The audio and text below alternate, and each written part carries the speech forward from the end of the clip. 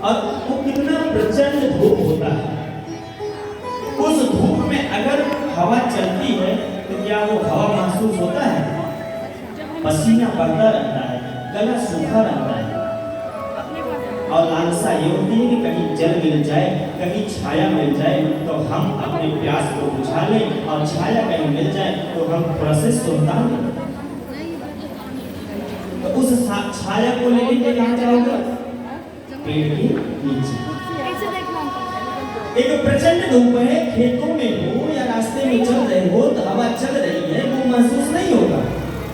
लेकिन उसी रास्ते में एक पेड़ का वृक्ष हो, वृक्ष के नीचे आप बैठे हो और बैठ करके अगर हवा चल रही तो कितना आनंद की प्राप्ति होता है। ठीक उसी तरह से ये मंदिर भगवान का है। अगर मन को आनंदित करना है तो वृक्ष रूपी के छाया में मुझे मंदिर आना पड़ता है। इसलिए व्यक्ति मंदिर में जाता है। क्या बोलना पड़ेगा? राधे राधे। जोर से बोलना पड़ेगा, राधे राधे। तो हम सबको मंदिर आना चाहिए। आना चाहिए कि नहीं आ जाना चाहिए? बोलो। अरे जैसे उठते हो सुबह में सब क्रिया करते हो, नहाते हो, धोते हो, भोजन करना नहीं भूलते, मंदिर आना भूल जाते। देखो मंदिर में आओ, भगवान की पूजा किस तरह किया जाता है मालूम है?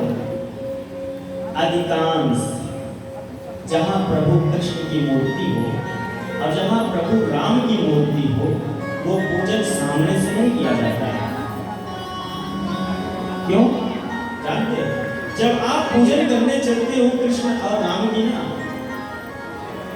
तो उनके सेवक हनुमान जी खड़े रहते हैं पीछे। कभी भी, ये हमारे आश्रम का भी नियम है, जब भी भगवान के सम्मुख खड़े होना तो सम्मुख नहीं बल्कि दाएं और बाएं खड़ा होना चाहिए।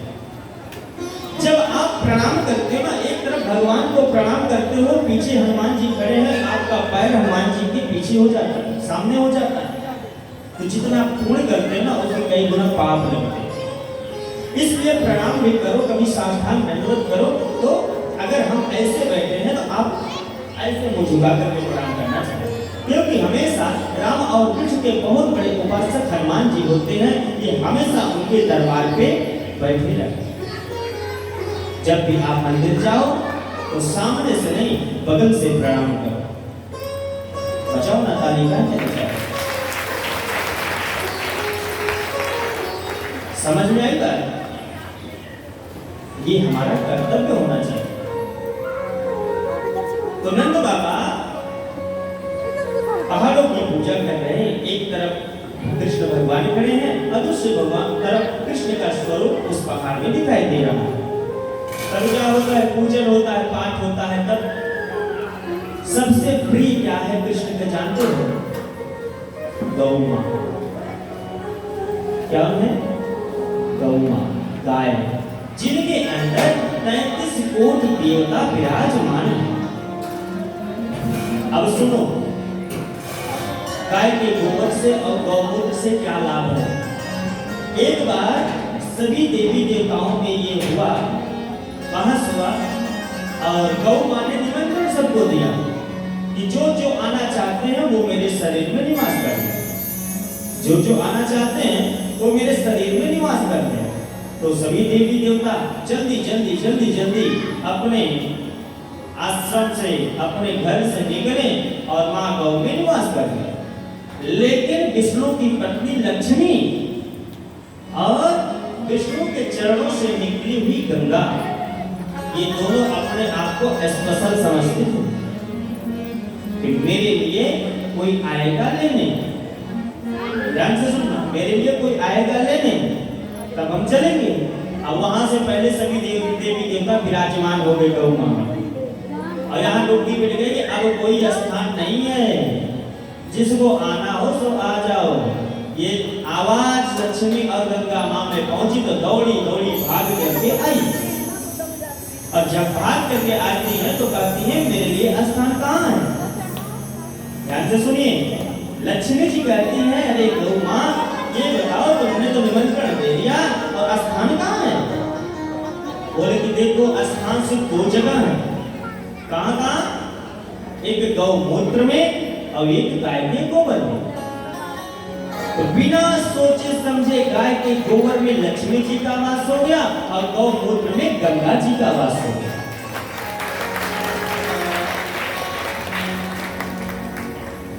अब विचार करो, आप अपने पक्के मकान में फर्श में इतना पोछा लगाओ, लेकिन अगर कहीं आधे घंटे बाद कोई व्यक्ति आया तो तुरंत वो गंदा हो जाता है, होता है कि नहीं होता?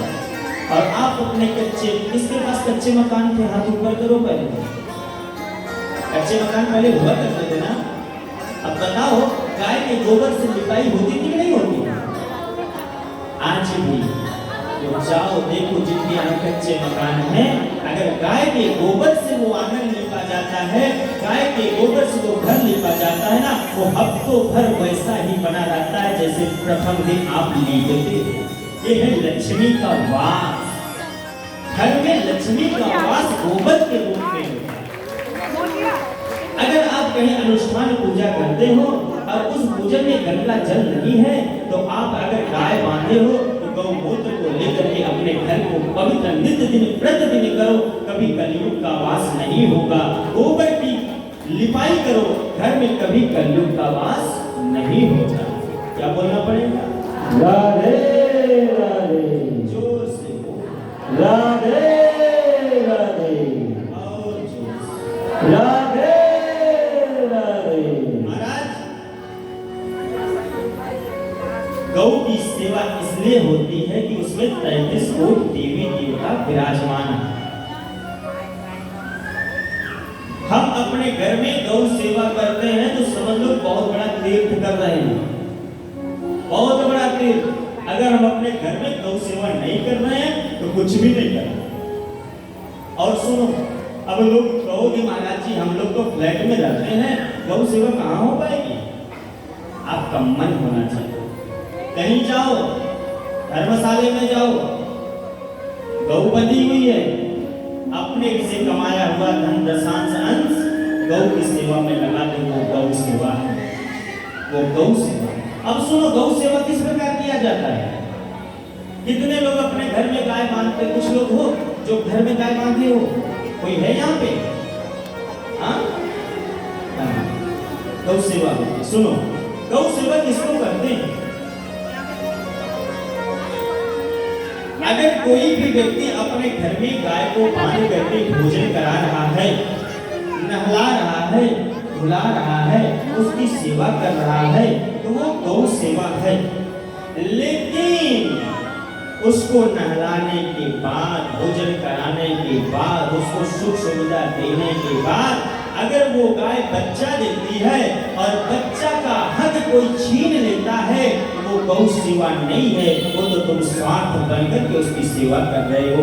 जब वो एक बछड़े और बछिया का दुग्ध पान जब अपने बर्तन में निकालते हो और उसको ले जाकर के बेचते हो ना, सिर्फ अपने स्वार्थ बस उसका कार्य करते हो, उनकी सेवा करते हो, वो गौ सेवा नहीं है। गौ सेवा वो है, निस्वार्थ रूप से सेवा करो, गौमूत्र दान में करो, गाय का दूध दान में करो, गाय का गोबर दान में करो, वो है गौ सेवा। किसी का हक मत मारो। गौ सेवा का तात्पर्य है कि हम गाय की सेवा करें लेकिन उनसे कुछ लेने की कोशिश ना करें, ये है गौ सेवा। फिर भी अगर आप बांधे हो गाय को तो इसमें बुराई नहीं है, खूब करो, जीवन धन्य हो जाएगा। क्या बोलना पड़ेगा? राधे राधे। जोर से बोलना पड़ेगा, राधे राधे। महाराज, आने वाले समय में नंद बाबा ने पहाड़ों का जब पूजा किया तो गाय सबसे ज्यादा गोविंद को पसंद है, तो गाय के दूध से पहाड़ों पे क्या हुआ? दूध की धार बन करके अभिषेक हुआ, पूजन होता है। हरि ओम स्वस्ति न इंद्रो वृद्धश्रवाः स्वस्ति न पूषा विश्ववेदाः स्वस्ति न आचो अरिष्टनेमिः स्वस्ति नो बृहस्पतिर्दधातु। भगवान का पूजन होता है। पूजन के बाद अभिषेक होता है। अभिषेक के बाद क्या होता है? भजन होता है, कीर्तन होता है। तब से मेरे कृष्ण का नाम गोविंद नाम पड़ा। गाय के दूध से अभिषेक हुआ मेरे गोविंद के ऊपर, तब से उनका नाम क्या पड़ा? गोविंद। बोलिए गोविंद भगवान की श्री कृष्ण गोविंद हरे मुरारी हे नाथ नारायण वासुदेव। श्री कृष्ण गोविंद हरे मुरारी हे नाथ नारायण वासुदेव। श्री कृष्ण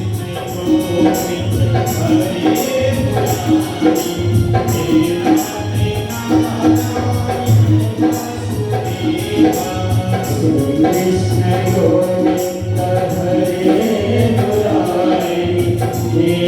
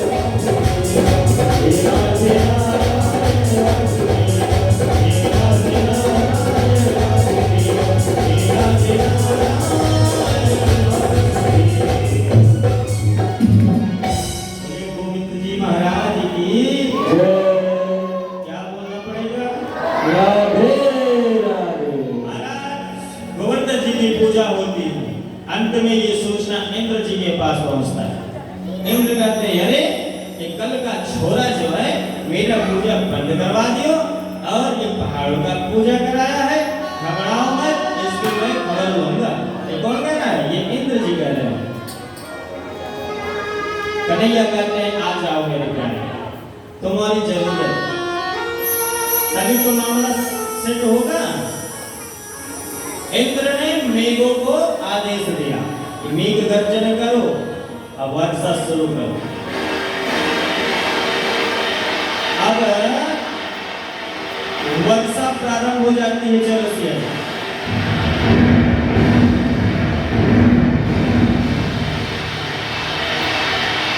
जब जल का वर्षा शुरू होता है तो मेरे गोविंद कहते हैं बाबा अब क्या हो रहा है ये बताओ।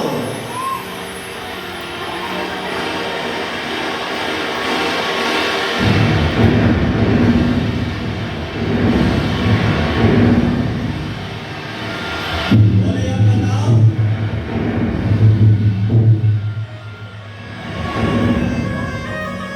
बरसात कब शुरू होता है चौरसिया में?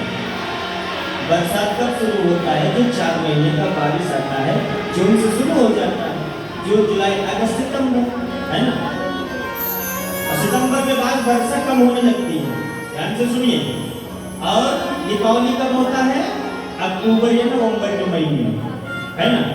तो जब अक्टूबर के नवंबर के महीने में भगवान ने पूजन कराया तो इंद्र को वर्षा करनी पड़ेगी। कहाँ? जुलाई में, और कहाँ अक्टूबर, दीपावली के बाद ही वर्षा शुरू हुई।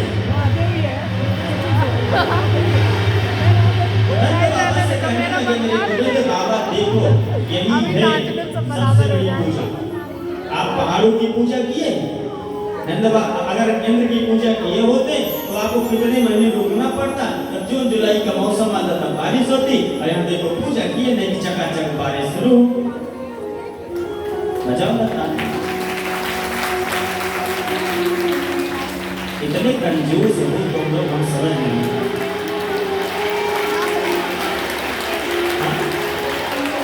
मैंने माना कि चलो भागवत कथा में सहयोग करने में कंजूसी कर रहे हो, लेकिन ताली बजाने में कंजूसी मत करो मेरे प्यारो। बजाओ जोर से ताली।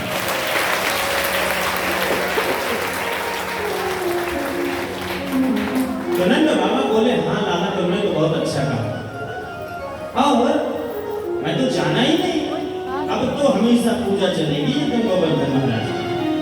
तो ये बताओ इनका नाम क्या? बोले इनका नाम गोवर्धन होगा।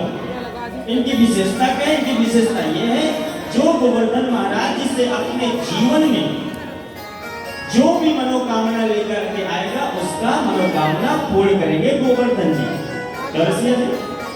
उनकी मनोकामना पूर्ण करेंगे गोवर्धन महाराज। और एक बात मैं आज आपको बता रहा हूँ, ध्यान से सुनना, व्यासपीठ से बता रहा हूँ, मैं स्वयं अपनी कहानी बता रहा हूँ।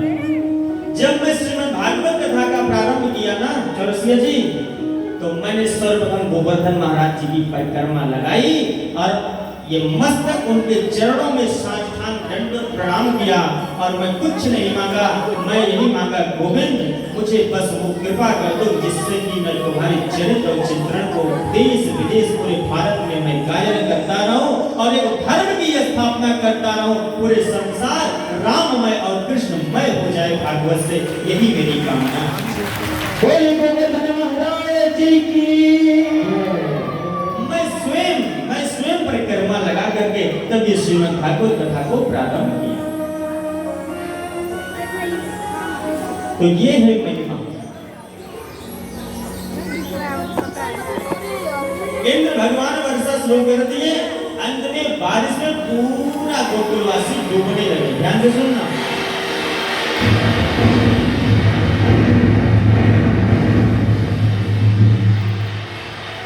गोकुलवासी जब डूबने लगे तो कहने लगे कन्हैया अब तो बता अब क्या करूं, तू तो इतना बारिश करवा रहा है, बता गोवर्धन की पूजा करा, कौन रक्षा करेगा? बोले क्यों नहीं रक्षा करेगा, चलो उसी पहाड़ के नीचे। बोले यहाँ तक कि हम तो चले जाएंगे, घर भी डूब रहे हैं, बस जो बैल वगैरह जो गाय वगैरह हैं वो भी डूब जा रहे हैं। बोले ऐसे कर, बैलों पे छकड़ों पे रख सामान और सामान लेकर के चल गोवर्धन पहाड़ के पीछे। तो बाल बाल सब कृष्ण के सामने, नंद बाबा भी सब जितने थे गोकुलवासी सब आगे गोवर्धन पहाड़ के सामने। अब बोले ये कौन रक्षा करेगा, बता, ऊपर से पानी नीचे से पानी। बोले चल इसको उठा। कृष्ण भगवान कहते चलो उठा। बोले पागल है, पहाड़ कोई उठेगा? कहीं नहीं, तू हाथ तो लगा, अगर भाव हो तो उठ जाएगा, अगर भाव ही नहीं है तो नहीं उठेगा, चल इसमें। तो मेरे कृष्ण भगवान कहते हैं चल सब लोग हाथ में उठाओ। तो चारों तरफ से गोप लोग उठाते हैं तो वो गोवर्धन पहाड़ उठ जाता है। जब उठ जाता है तो सब लोग उसी में समाहित हो जाते हैं। तो कोई डंडा लेकर के उठा रहा है, कोई लठ लेकर के उठा रहा है, सब चारों तरफ से। अब कन्हैया जी उठा ही नहीं रहे, वो लोग हाथ लगा। तो बाल बाल क्या करते हैं जानते हैं? बाल बाल कहते हैं कि देख कनुआ, तू इतना चोर है ना, अभी तो चोरी कर रहा है, हम सब लोग उठाए हैं और तुम मात्र सिर्फ सहारा दिया है, मैं भी छोड़ दे रहा हूं। भगवान कहते हैं, कृष्ण जी कहते हैं ठीक है कोई बात नहीं, अगर मैं नहीं उठा रहा हूं तो मैं निकल जाता हूं, तो भी लोग उठा दे, उठाओ। जब कृष्ण भगवान अपने इस कनिष्ठ का अंगुली को हटाते हैं ना, तो वो लाठी तड़ तड़ करके टूटने लगती है, पहाड़ नीचे गिरने लगता है, ग्वाल बाल के सर ऐसे ऐसे होने लगते हैं। कहते हैं बचाओ बचाओ बचाओ, हम तो तुमको जाने ही नहीं। तब कन्हैया आते हैं, ग्वाल बाल कहते मैं थक गया हूँ। मेरे गोविंद कहते कोई बात नहीं, तुम यही गोवर्धन पहाड़ के नीचे विश्राम करो। 7 दिन लगातार कृष्ण भगवान कनिष्ठिका अंगुली पे गोवर्धन जी को उठाया और 7 दिन लगातार इंद्र ने वर्षा किया।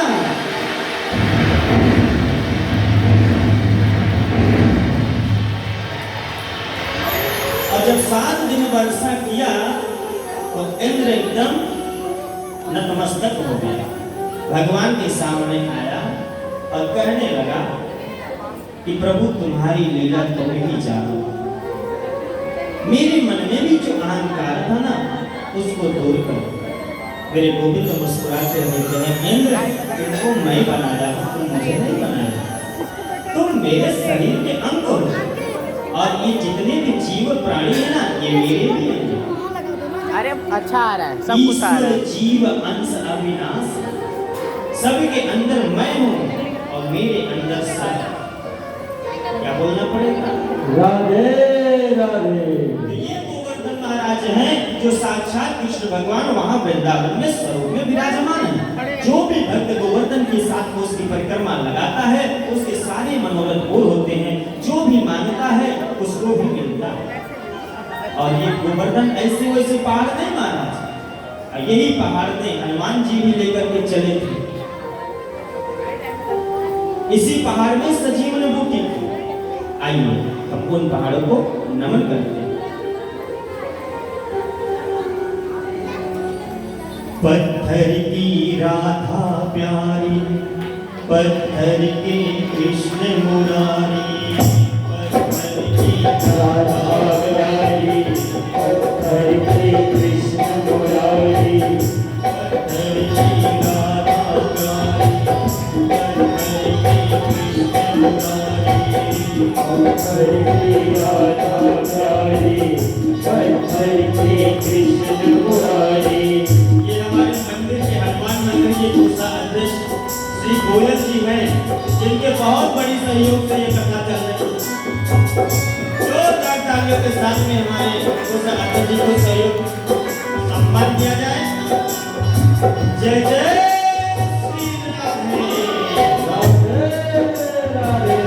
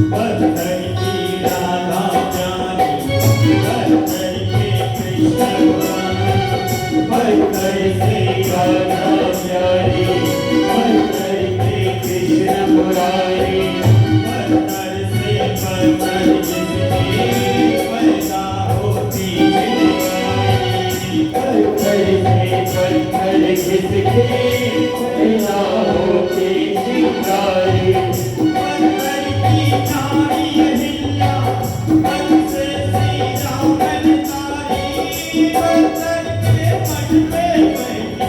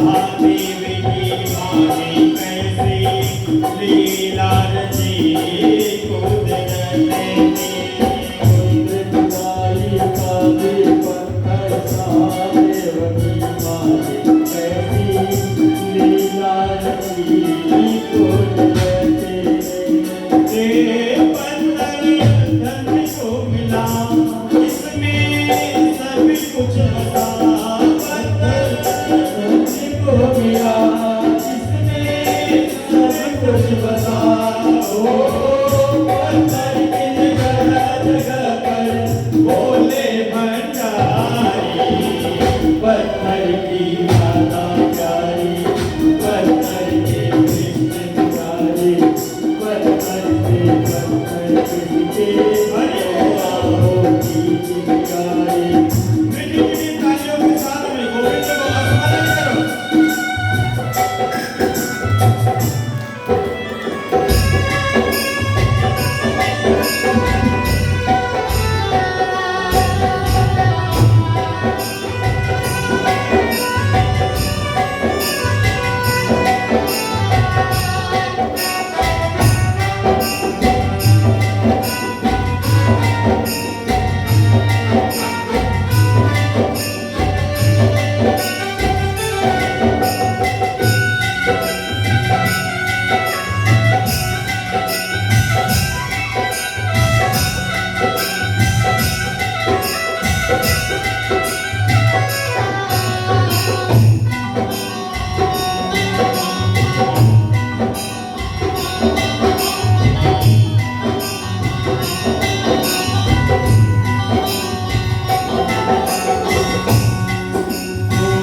और ने जो पत्थर लाए नाम लिखा पत्थर पे पानी बीच बहाए ओ नील पत्थर लाए नाम लिखा पत्थर पे पत्थर पानी बीच बहाए और नील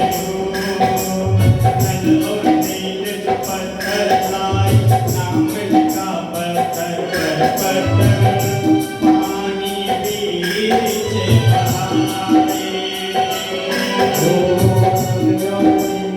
पत्थर लाई नाम लिखा पत्थर पे पत्थर पानी बीच बहाए तेरे गए पत्थर पानी में महाकृत के आए मेरे राम बहुत हरिसाए पत्थर पानी में पानी से तुझे आए से राम बहुत हरिसाए तेरे पत्थर जगी में महान इसको पूजे जहान पत्थर जगी में महान इसको पूजे जहान इसकी तो पूजा करती ये दुनिया सारी पत्थर की राधा प्यारी पत्थर के कृष्ण मुरारी पत्थर से पत्थर किसके होते होते चिंगारी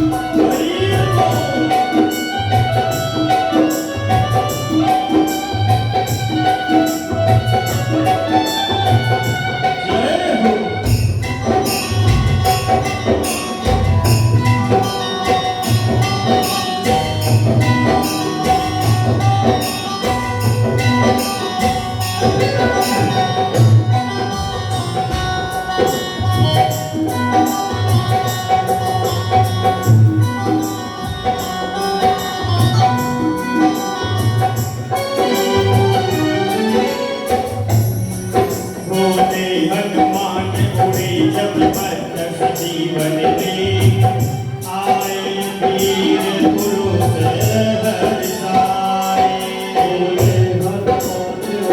जब जीवन में आए सारे वीर पुरुष हर्षाए। हनुमान रोगे जब पर जीवन में आए सारे वीर पुरुष हर्षाए।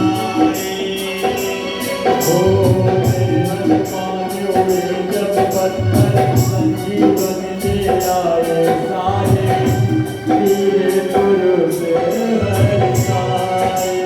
मोहि पत्थर जज भूमि में गोवर्धन कहलाए। मोहन अंगुली बीच उठाए। मोहि पत्थर गोवर्धन कहलाए। अंगुली बीच उठाए। मोहि पत्थर जज भूमि में गोवर्धन कहलाए। मोहन अंगुली बीच उठाए। मोहि पत्थर भूमि में गोवर्धन कहलाए। मोहन अंगुली उठाए। मंदिरों में भी तो यही पत्थर जुड़े। मंदिरों में यही पत्थर जुड़े हो। पत्थर की पावन देखो देखो बतवाई। पत्थर की राधा प्यारी। पत्थर की कृष्ण बुराई। पत्थर से पत्थर किसकी पैदा होती शिकाई। पत्थर की राधा प्यारी। पत्थर की कृष्ण बुराई। पत्थर से पत्थर किसकी पैदा होती शिकाई। पत्थर के पत्थर किसकी पैदा होती शिकाई। पत्थर से पत्थर किसकी पैदा होती शिकाई। पत्थर से कालिया पत्थर से रावण रानी। ओ मैया हमारी। पत्थर की राधा प्यारी। पत्थर की कृष्ण मुरारी। पत्थर से पत्थर किसकी पैदा होती शिकारी। पत्थर की राधा प्यारी। पत्थर की कृष्ण मुरारी। पत्थर से पत्थर किसकी पैदा होती शिकारी। पत्थर से पत्थर किसकी पैदा होती शिकारी। पत्थर से पत्थर किसकी पैदा होती शिकारी। पत्थर से पत्थर किसकी पैदा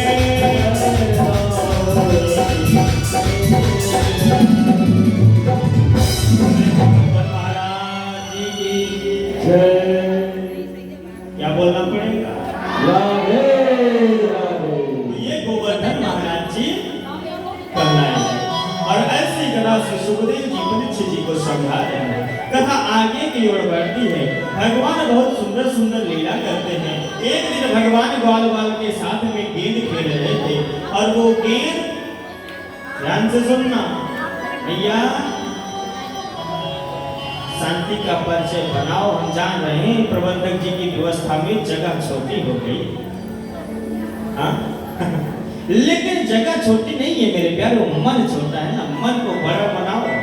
ऊपर भी अभी जगह खाली है, वहां भी एडजस्ट हो जाएंगे। क्या बोलना पड़ेगा? राधे राधे। मेरे प्यारो, भगवान ग्वाल बाल के साथ में कुछ दिन समय बीता। गोकुल में गेंद खेल रहे थे और वो गेंद ग्वाल बाल के, ध्यान से सुनना, और यमुना जी में इस समय जो जल है वो विषैला हो चुका है।